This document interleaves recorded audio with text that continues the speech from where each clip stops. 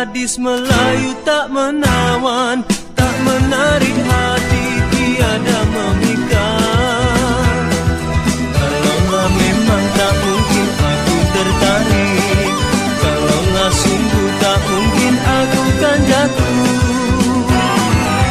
Siapa bilang gadis Melayu tak menawan, tak menarik hati, tiada memikat. Kalaulah memang tak mungkin aku tertarik, kalaulah sungguh tak mungkin aku kan jatuh. Aduhai, lemah lembut gayanya serta manis senyumnya, hitam pekat rambutnya, ayu anggun si dia.